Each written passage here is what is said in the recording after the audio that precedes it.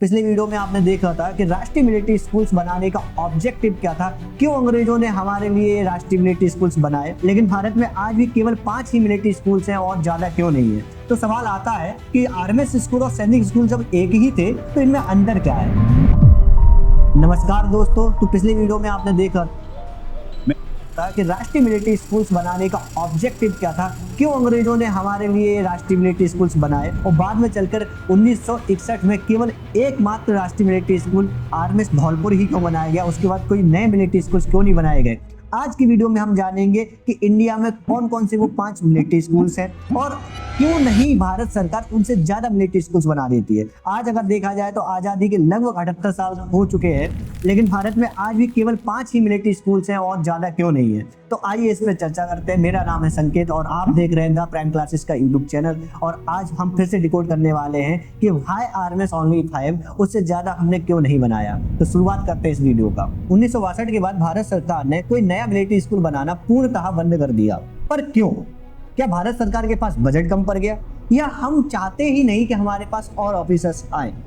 आखिर क्या कारण रहा कि भारत सरकार को एक नई पॉलिसी बनानी पड़ी और उस पॉलिसी के तहत भारत सरकार ने 31 नए सैनिक स्कूल तो बनाए पर मिलिट्री स्कूल्स नहीं। भारत जो कि दुनिया की सबसे चौथी बड़ी अर्थव्यवस्था है, जिसकी जीडीपी लगभग $4.15 ट्रिलियन होने के बाद भी इन स्कूलों की वृद्धि करने में असमर्थ है। हमने पार्ट 1 में बताया था कि आरएमएस किसके द्वारा बनवाया गया था। अगर आपने वो वीडियो नहीं देखा तो प्लीज वो वीडियो देखिएगा, आई बटन पर उसकी लिंक आ जाएगी। जैसा कि हमने देखा कि 4 आरएमएस स्कूल यानी राष्ट्रीय मिलिट्री स्कूल बनाए गए थे आजादी से पहले, और एक राष्ट्रीय मिलिट्री स्कूल यानी आरएमएस धौलपुर को बनाया गया था 1962 यानी आजादी के ठीक बाद। लेकिन सवाल उठता है कि इनके लिए पैसा कहां से आता है और इनको चलाता कौन है। इन्हें मैनेज किया जाता है directorate general of military training यानी आर्मी के द्वारा।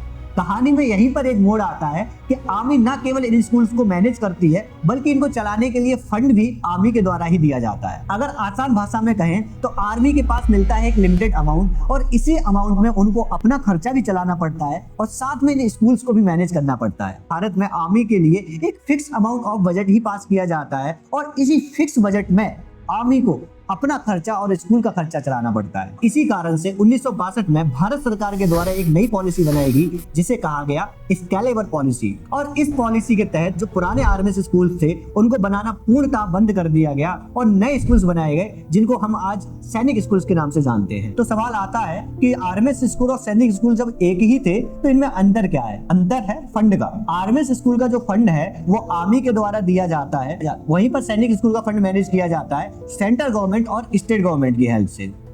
मानजे ए कि सैनिक स्कूल की बिल्डिंग और कंस्ट्रक्शन का खर्चा उठाएगी स्टेट गवर्नमेंट और वहां पर जो एम्प्लॉय एंड बाकी चीजों की फैसिलिटी प्रोवाइड करवाएगी सेंट्रल गवर्नमेंट। बोले तो ये एक पार्टनरशिप मॉडल है। और इसी के तहत भारत में सबसे पहला सैनिक स्कूल 1961 यानी 1961 में महाराष्ट्र के सतारा डिस्ट्रिक्ट में खोला गया और जिसे हम पहले सैनिक स्कूल के नाम से जानते हैं। पर इतने कम स्कूल और इतना ज्यादा कंपटीशन होने के बाद भी हर कोई माता पिता अपने बच्चों को इन्हीं स्कूल में क्यों भेजना चाहता है? तो इसका जवाब मिलता है उन फेमस पर्सनैलिटीज से जिनका जीवन शुरू तो हुआ था आरएमएस स्कूल से और बाद में चलकर वो बने भारत के चमकते हुए सितारे, जैसे कि भारत के राष्ट्रीय सुरक्षा सलाहकार यानी कि अजीत डोभाल साहब, जिन्हें हम जेम्स बॉन्ड ऑफ इंडिया के नाम से भी जानते हैं। आरएमएस अजमेर से अपनी पढ़ाई शुरुआत की थी और बाद में चलकर भारत की पूरी सुरक्षा की बागडोर इन्होंने अपने हाथ में संभाली। और इसके बाद आते हैं अखिलेश यादव जी। इनके भी जीवन की शुरुआत आरएमएस धौलपुर से हुई थी। बाद में चलकर इन्होंने डिफेंस की राह छोड़कर अलग राह ली और बाद में चलकर ये बन गए उत्तर प्रदेश के मुख्यमंत्री।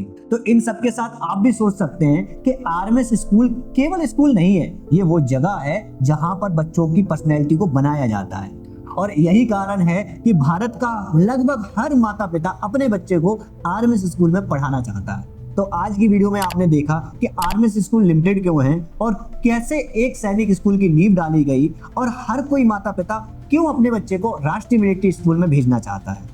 अगले वीडियो में हम जानेंगे राष्ट्रीय मिलिट्री स्कूल में एडमिशन से लेके बाकी पूरी जर्नी कैसे वहां पर रूटीन फॉलो होता है और जब आप 12th पास करके निकलेंगे तो आपको क्या चीजें वहां पर मिलती हैं। ये सारी चीजें हम अगले वीडियो में जानते हैं। तब तक के लिए बने रहें द प्राइम क्लासेस के साथ। जय हिंद, जय भारत।